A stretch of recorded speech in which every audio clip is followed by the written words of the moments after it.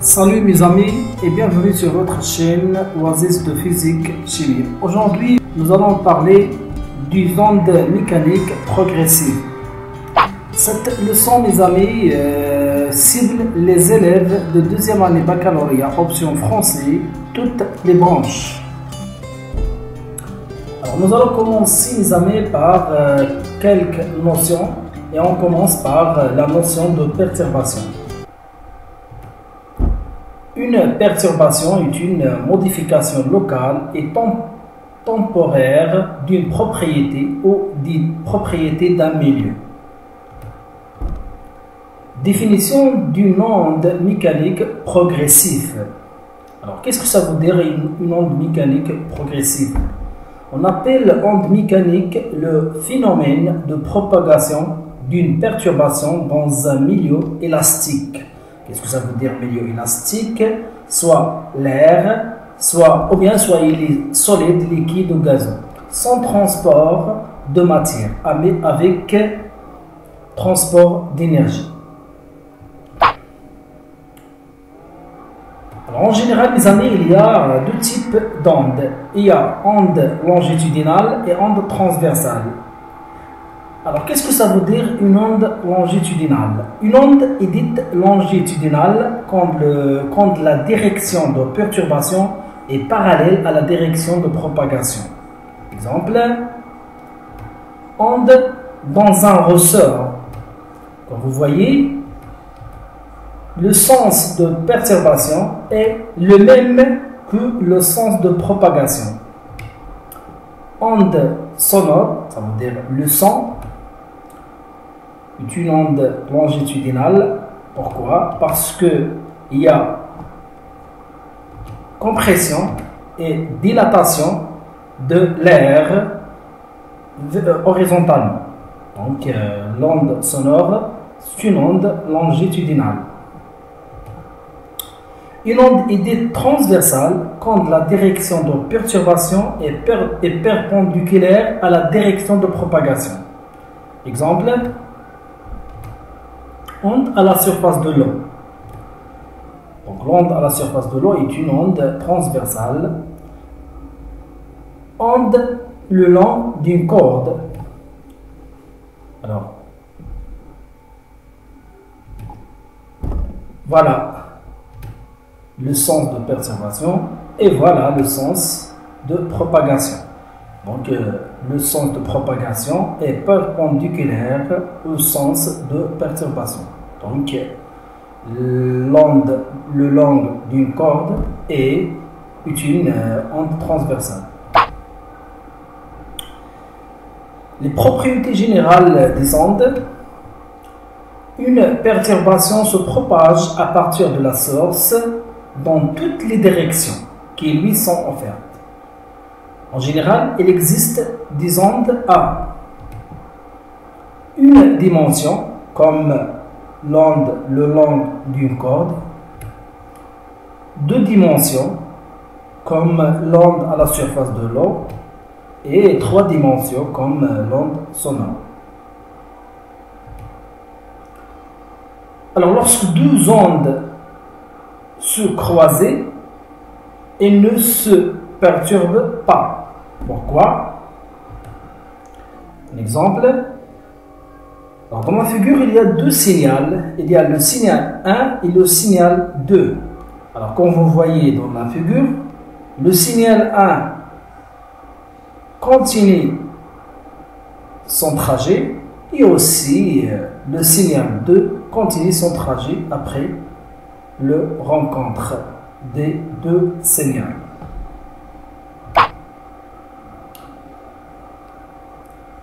La vitesse de propagation d'une onde. Alors on parle de la célérité dans le cas des ondes mécaniques. La célérité V d'une onde progressive dans un milieu de monodimensionnel est définie par la relation suivante. V est égal à la distance sur la durée. D est la distance parcourue par l'onde pendant la durée delta t. D est en mètres, delta t en secondes, alors V en mètres par seconde.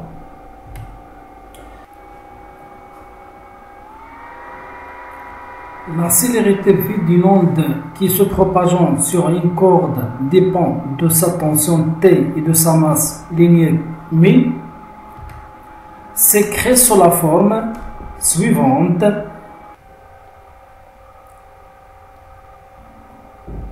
V égale la racine carrée de T sur μ. Avec V en mètres par seconde, T en newton, qui égale kg par mètre sur seconde carré. Mu, c'est la masse de la corde sur la longueur de la corde, égale M sur L, ça veut dire en kg sur mètre.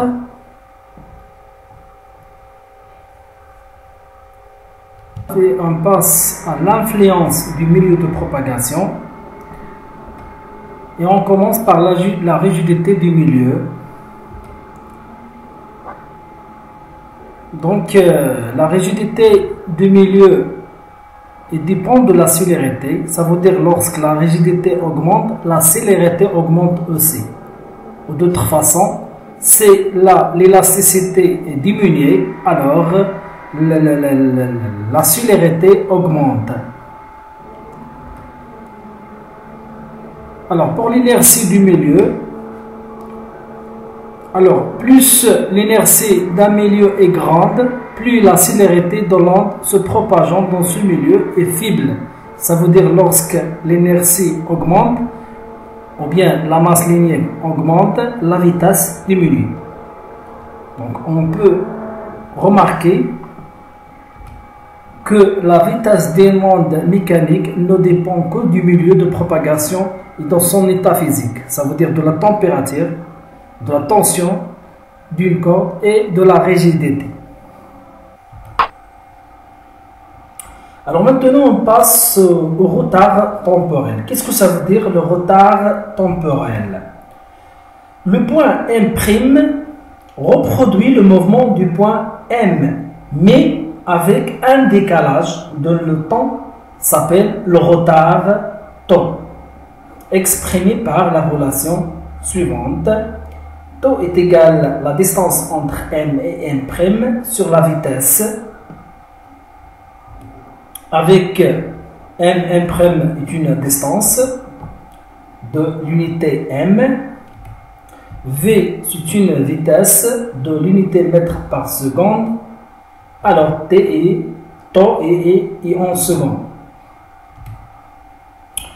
L'élongation du point M à l'instant T' est identique à celle qui avait le point M à la date T.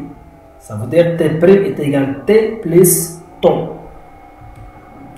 La relation entre Ym de T, l'amplitude du point M à l'instant T, et Ym de T', l'amplitude du point M' à l'instant T', s'écrit sous la forme suivante. Ym de T' est égal à Ym de T, et T est égal à T' moins temps. Ça veut dire Ym de T' moins temps. Et voilà mes amis, on a terminé la leçon, on vient de le résumé de la leçon.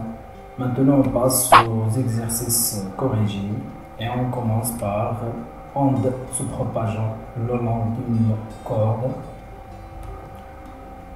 Voilà les données d'exercice. Un vibreur S génère une onde progressive se propageant le long d'une corde de longueur L est égale à 12 mètres. Un dispositif permet d'éviter toute réflexion à l'extrémité de la corde. À l'instant T est égal à 0 secondes, le vibreur est mis en marche. On étudie le mouvement d'un point M d'abscisse x est égal à 6 mètres. Comme vous voyez dans la figure, ça veut dire SM est égal à 6 mètres. Alors on passe aux questions. Alors la première question, citez 3 mots qualifiant ces ondes. Deuxième question. Sur le schéma ci-dessous est représentée la courbe donnant au cours des temps l'élongation du point M. Ce point étant atteint à la date T1 est égal à 2 secondes. Question. Déterminer la célérité de l'onde le long se propageant de la courbe. Voilà la courbe et voilà 2 secondes. Troisième question. À quelle date l'ensemble de la courbe est-elle parcourue par l'onde? Quatrième question. Déterminer graphiquement la période et la longueur d'onde L de l'onde. Cinquième question. Les deux valeurs obtenues permettent-elles de retrouver la célérité calculée précédemment?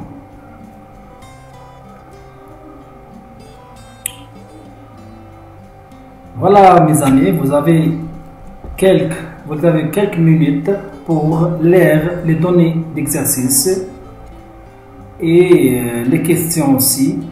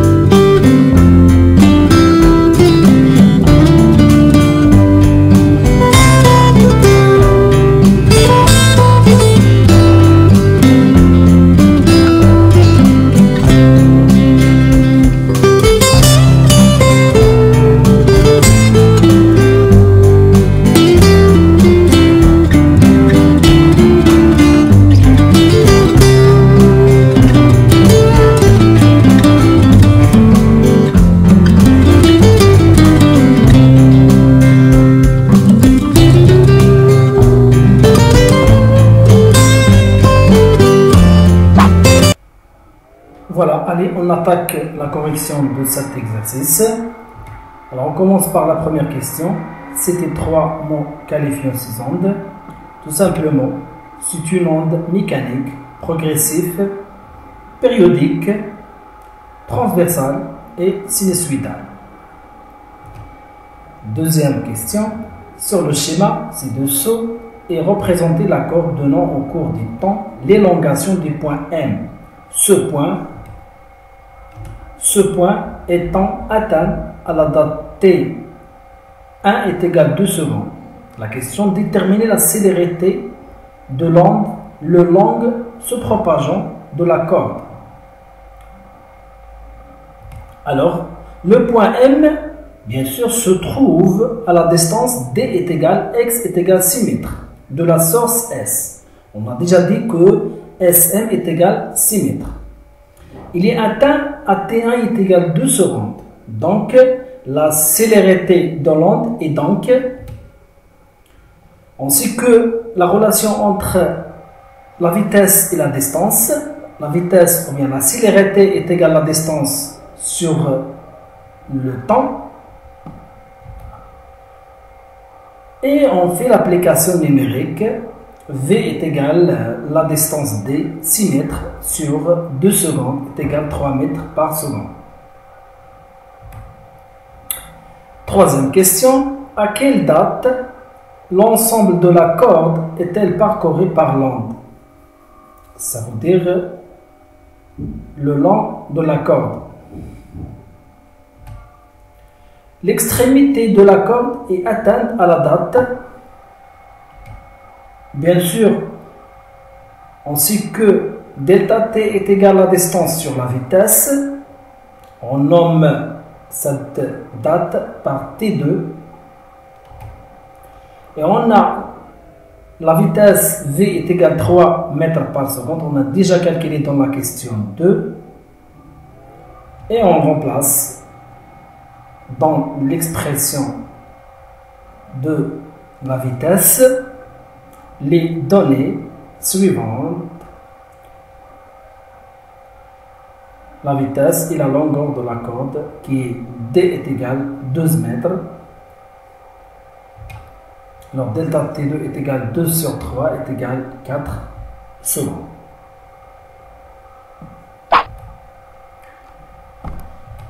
quatrième question, longueur d'onde et période. Alors, comment calculer la longueur d'onde lambda et la période t? D'après les courbes et les données, voilà. Donc, d'après la courbe, et comme vous connaissez, la longueur d'onde, c'est la distance entre cette signal et cette signal. Voilà, donc lambda est égal 3 mètres. Pourquoi 3 mètres? Parce que SM est égal 6 mètres. Donc il y a 2 lambda entre S et M. Alors lambda est égal SM sur 2. Donc lambda est égal 6 mètres sur 2 est égal à 3 mètres. Et d'après la deuxième figure, T1 est égal, ou bien T, la période est égale 1 seconde. Voilà. On a 0, 1 et 2. Donc, voilà. De ce point à ce point, T est égal à 1 seconde. On peut retrouver la valeur de la célérité. Alors, après avoir trouvé lambda et la période, on peut appliquer la relation suivante. La vitesse est égale à la longueur d'onde sur la période. Et lambda est égal à 3 mètres. Et la période t est égale à 1 seconde. Alors, on remplace lambda et t par ces valeurs. On trouve v est égal à 3 mètres par seconde.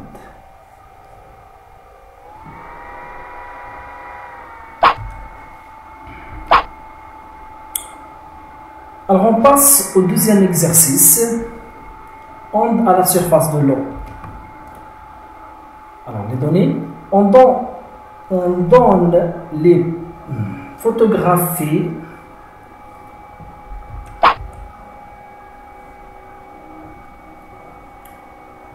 on peut retrouver la valeur de célérité.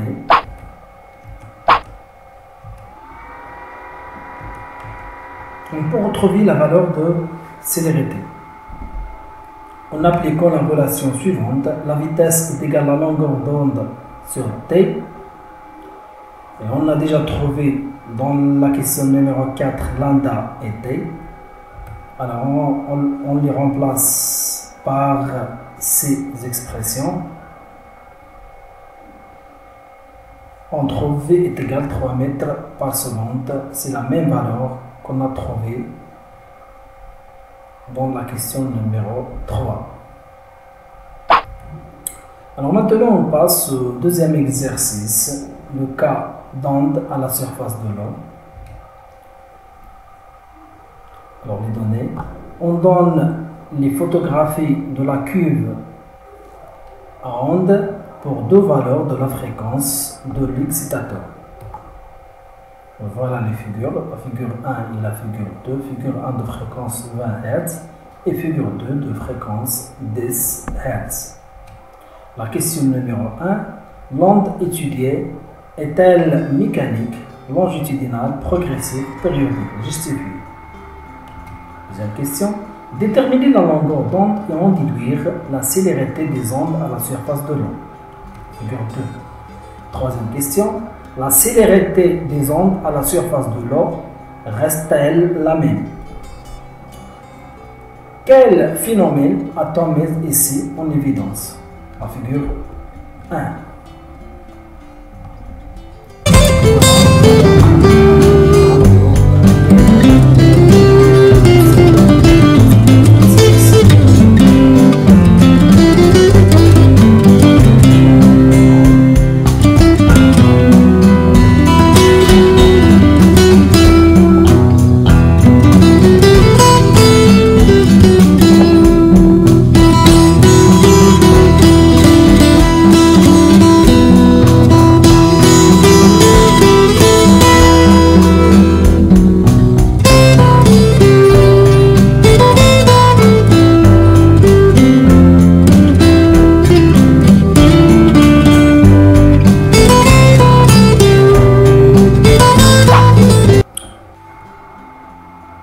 Et voilà mes amis, maintenant on passe à la correction de cet exercice. On commence par la première question. L'onde étudiée est-elle mécanique, longitudinale, progressive, périodique? Justifie. La réponse, c'est la propagation à la surface de l'eau. On a déjà vu que la propagation à la surface de l'eau est une onde transversale. Donc, est une onde mécanique périodique transversale. Pourquoi? Parce que la déformation du milieu est perpendiculaire à la direction de propagation. On a déjà vu l'exemple de la surface de l'eau. Deuxième question. Déterminer la longueur d'onde et en déduire la célérité des ondes à la surface de l'eau. Figure 2. D'après la figure 2, on a, voilà la figure 2. Alors d'après la figure, on a 10 cm est égal quoi 10 cm? 10 cm est égal combien de lambda? 1, 2, 3, 4 est égal 4 lambda. Voilà. Alors 4 lambda est égal 10 cm. Alors lambda est égal 10 cm sur 4 est égal 2,5 cm. Alors on transforme en mètres est égal 2,5 10 moins 2 mètres. Et ainsi que la relation entre la vitesse et la fréquence. La vitesse est égale à la fréquence fois la longueur d'onde. Donc on remplace la fréquence par sa valeur, c'est 10 Hz, voilà. Et on multiplie par lambda, 2,5 10 moins 2 est égal à 0,25 mètres par seconde.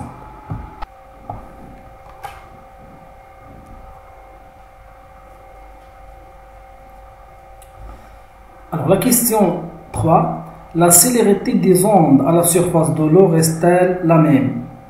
Quel phénomène a-t-on mis ici en évidence? Figure numéro 1.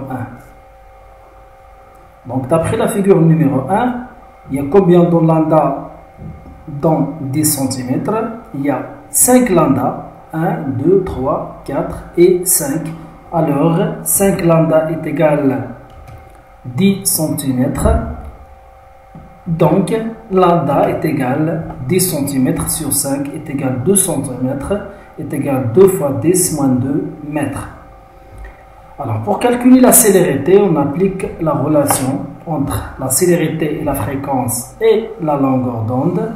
La vitesse est égale à la fréquence fois la longueur d'onde est égale 20 Hz. Voilà l'exemple 1, la fréquence est égale 20 Hz fois la longueur d'onde 10 fois 10 moins 2 mètres est égal à 0,4 mètres par seconde. Alors, lorsqu'on fait comparer entre la vitesse de la question numéro 2 et la vitesse de la question numéro 3, après avoir changé la fréquence, voilà, et la longueur d'onde,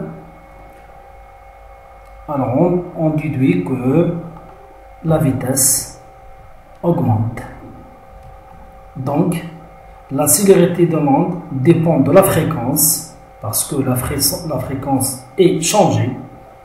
Dans l'exemple 1, il y a 20, et dans la figure 2, il y a 10, donc il est changé. Donc, la célérité de l'onde dépend de la fréquence. Alors, qu'est-ce qu'on peut dire? On peut dire que la surface de l'eau est un milieu dispersif pour les ondes mécaniques. Alors maintenant, on passe à l'exercice numéro 3, un autre exemple.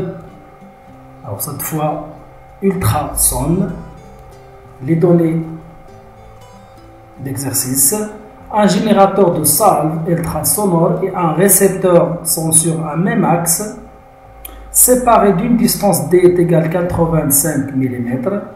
Ces deux appareils sont reliés à un oscilloscope. Les salves sont visualisées à l'écran. Voilà le dispositif de cette expérience, le récepteur, l'émetteur et l'alimentation. Et voilà l'écran de l'oscilloscope. Il y a deux figures. L'une représente le récepteur et l'autre représente l'émetteur. Voilà, signal 1 et signal 2. Donc, la durée c'est 0,25 millisecondes. Donc la question numéro 1, cette onde est-elle mécanique, électromagnétique, transversale, longitudinale? Bien sûr, justifié. Deuxième question, calculez la période du ultrasons à partir de la figure ci-dessus. La fréquence du ultrasons étant F est égale à 40 kHz. Le résultat est-il en accord avec la période? Quel est le signal correspondant au récepteur? Justifié. On déduire le retard de l'onde reçue par rapport à l'onde émise. Quatrième question. Calculer la célérité des ultrasons dans l'air. Voilà les données et les questions de l'exercice. Alors, vous avez quelques minutes pour relire les questions et aussi les données.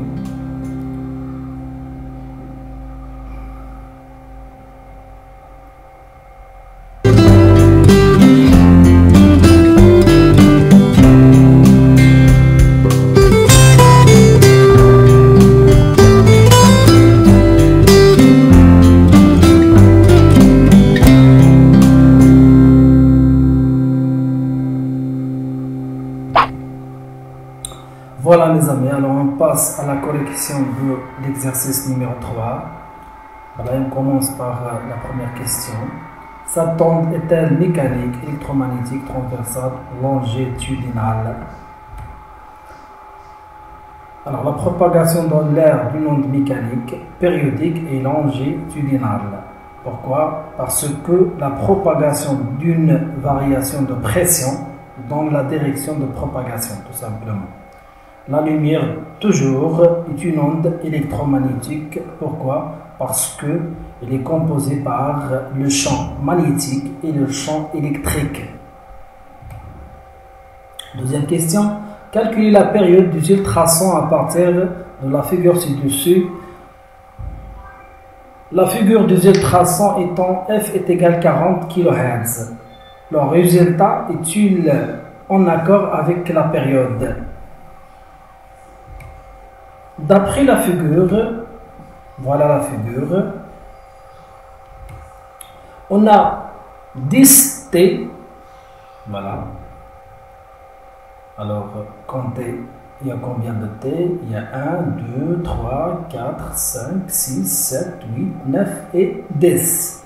Donc, 0,25 millisecondes est égal à combien de périodes? Est égal à 10 périodes, 10 T.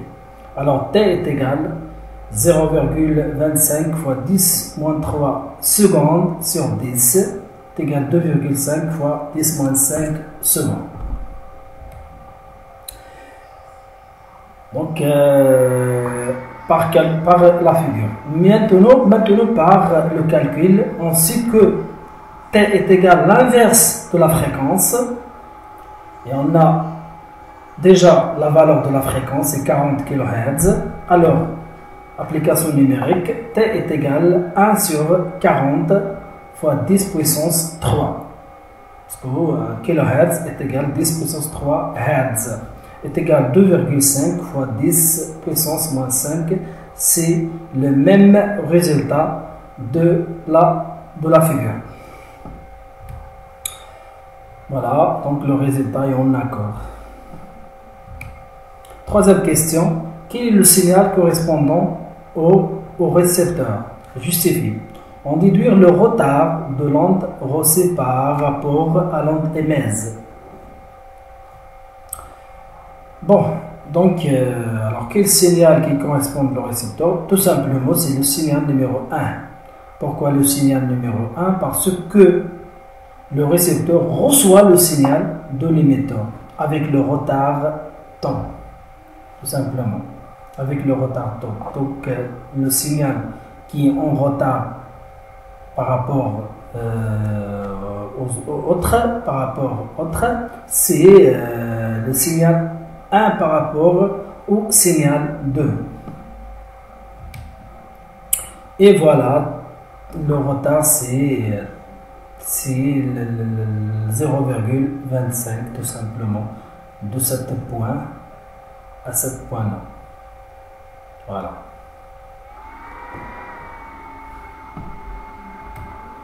Quatrième question, quelle est la célérité des ultrasons dans l'air? Alors, pour calculer la célérité, on applique la relation entre la vitesse et la distance. Donc, la vitesse est égale à la distance sur le temps. Donc, dans ce cas, le temps, c'est le retard, tout simplement, entre ce point et ce point. D est la distance de la source récepteur, ça veut dire de l'émetteur et récepteur, la distance entre l'émetteur et le récepteur, c'est cette distance-là. Donc, est déjà donnée, c'est 85 mm. Donc, application numérique, V est égal T qui est égal 85 fois 10 moins 3, d'après les données, sur le retard, T, c'est la durée de retard, bien la durée entre le signal de l'émetteur et le signal de récepteur. 0,25 fois 10 moins 3 est égal à 340 mètres par seconde. Tout simplement, c'est la célérité de son. Et voilà mes amis, on a terminé la correction de cet exercice et aussi on a terminé la leçon d'onde mécanique progressive. Et je vous souhaite bon courage et essayez de travailler. Le travail et un peu de patience, vous allez arriver, Inch'Allah.